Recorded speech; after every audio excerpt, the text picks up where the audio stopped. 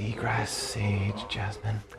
Well, after fixing my squeaky shed, I'm kind of looking at maybe adding some more colour to my shed. And there's some great selection of paints here in Boyles of Killorglin. Alan Finn here with another Kerry Garden Show. Hope you're well and hope your garden is not looking too bad. And if you need a colour for your shed, this is the place to come.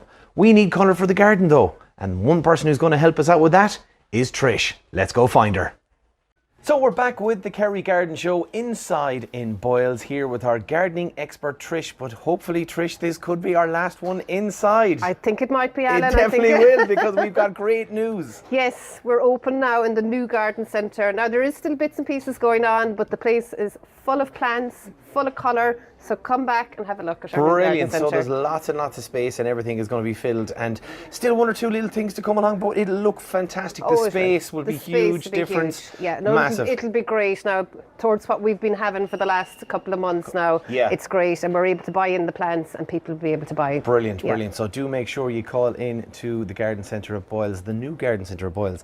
Now, so let's talk about some plants, and what are we going to be talking about this week, Trish? We're talking about heathers, because heathers are in full colour at the moment.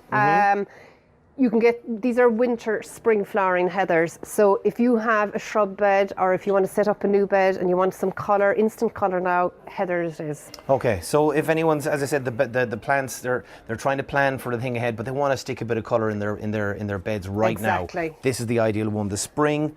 Winter, spring heathers. So there's a few that have got some colour like that, and there's one or two that I'd say could be foliage colour. Yeah, so now, that one I suppose, like the heathers, the first thing is that they're extremely hardy. Yes. Now, if you see the wild heather, obviously is growing up in the mountains. We don't sell the wild heather because that's invasive and it'll keep on spreading. Okay. So these are cultivated heathers.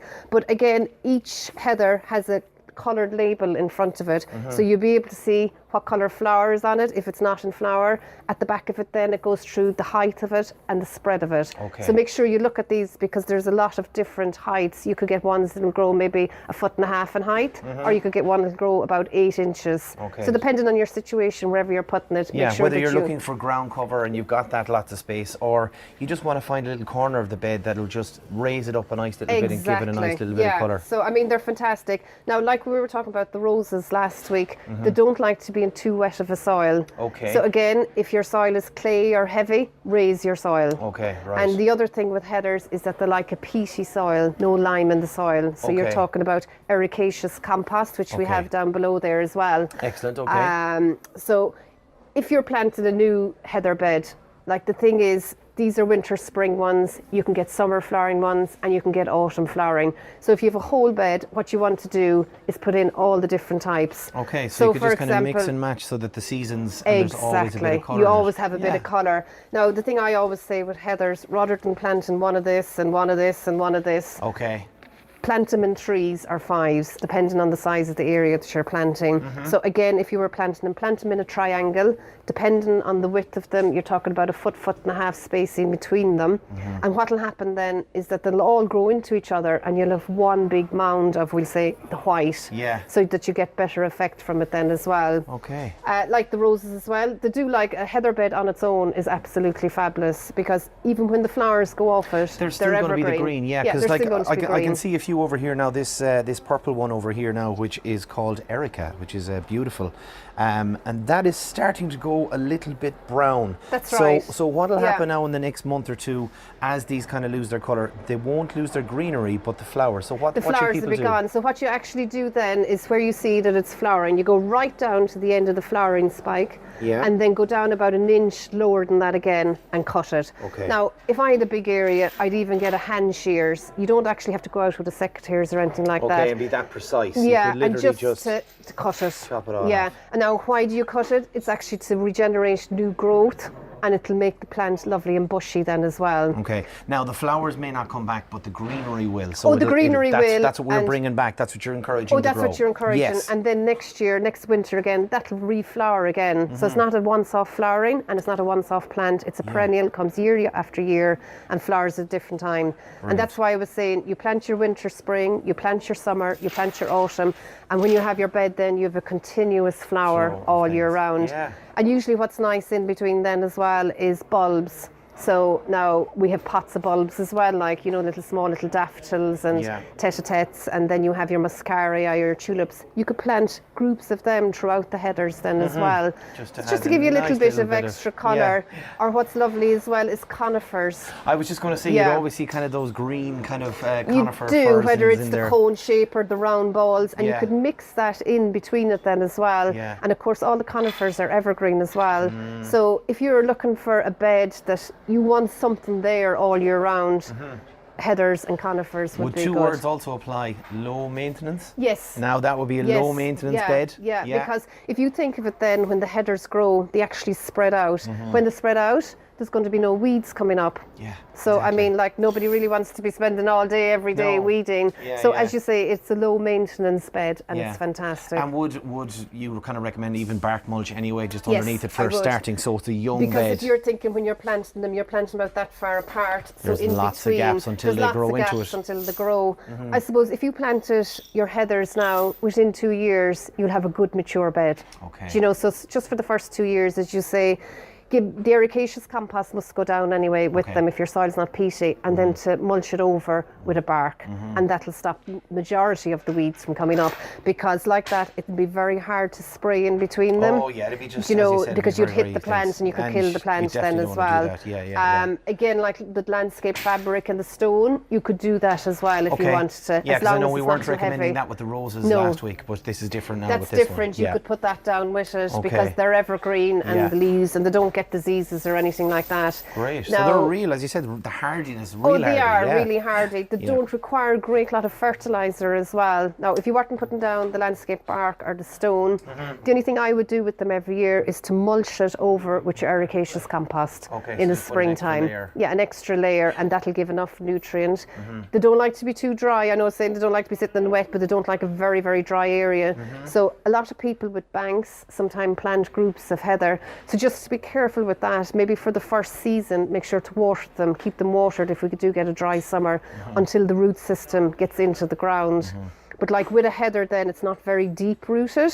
It actually kind of more or less, the roots spreads out. So when you're planting them, plant them a little bit deep rather than up high on the ground, so that they'll actually take in better then as well. One question, how do the bees like them? Love them. Okay, so that's another great big thing as well too, because especially around the winter and spring, you'd have especially the likes of the queen bee coming out of hibernation. She's looking for a new start, and something like a beautiful heather could be massive. They for always the bees. say the autumn ones are, as you say, are the best for the bees, because there's not that much at that time of the year. And but again, like all you'll hear is buzzing. With the bees. They absolutely love them. And one final one on this while I think of it. How are they for sun then? Do they need to be in a sunny spot or not? They prefer sun. Now they will do in light shade as well, but obviously the more shade you give them, the less flowers, and plus they'll probably get more lanky than keeping bushy. Because they'll be trying to fight to get to the sunlight. Exactly. So you're better off in a sunny place for them then as well. And it should be nice. And it's great because I see this is one you obviously trimmed earlier because the green shoots are coming up as well. Yes, you can see all the new growth coming. Now, as you were saying earlier, we have the flowers, we have the pinks and the whites, but these are foliage ones. Now, these are absolutely fabulous. They will require a little bit more shelter than the others because so they're so more sensitive. Yes, because they're so soft. But you know, they're worth it. What happens with that now? It's a golden foliage. Now, the name of that is Kirsten. But when the new growth comes on that, it comes in a lovely bright orangey red, and it's absolutely fabulous. It's lovely. So even if you had a couple of groups maybe towards the centre, so that the other heathers are protecting it on the outside from the wind if you are that bit exposed. And you have another one there then as well, and that's just a deeper green, and again the lovely red then as well. So they'd be fabulous. Okay, so what else have we got here as well, Trish? Because we've got some. Just before we finish as well, as I was saying, they don't require a great lot of fertiliser. But if you find that your headers are ever going yellowish, it's meaning that there's not enough acid in the soil. So what you can do then is feed it with an iron tonic.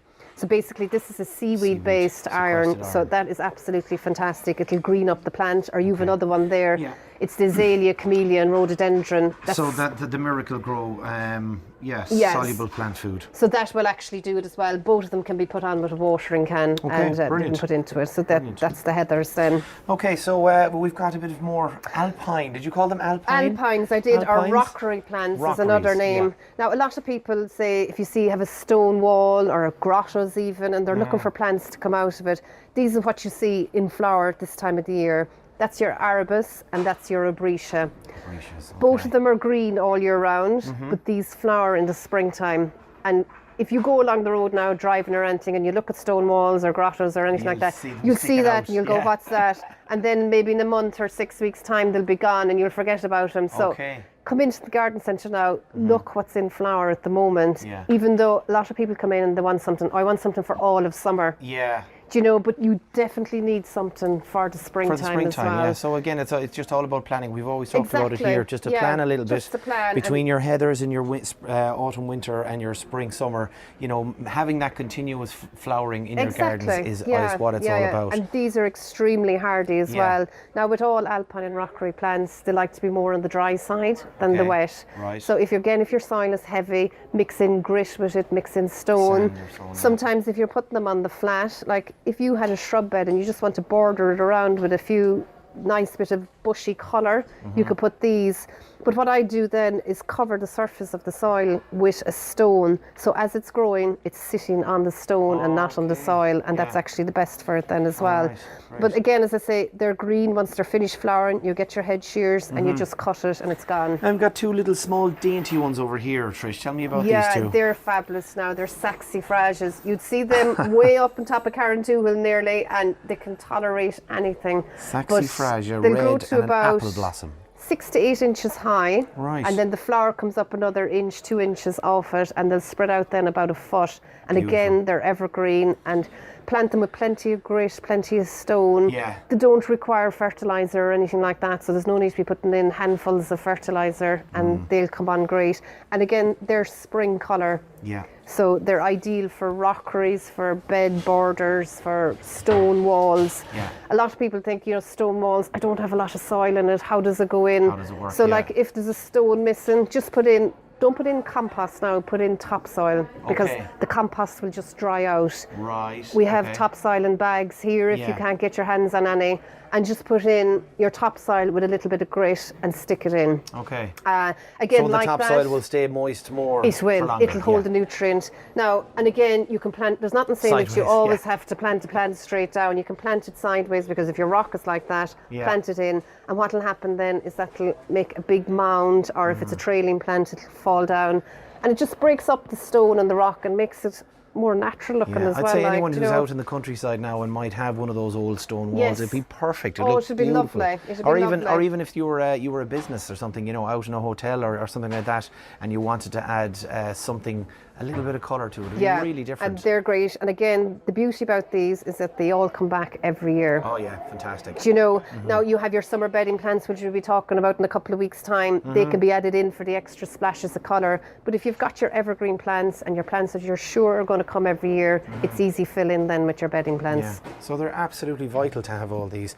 Now, finally, one last thing before we go, because of course at this present moment in time, we were talking about everyone looking the things you can do, and with the weather being a bit squally at the moment, a bit of rain and everything like that, everything like that. But the moss and stuff like that can be a little bit of a problem. So you got a great little product there to talk about. Yeah, I have now. Like in my own tarmac at home, I find all the edges up near the curbs, they're all moss, because they would have been shaded. The water would have lodged maybe a little bit over.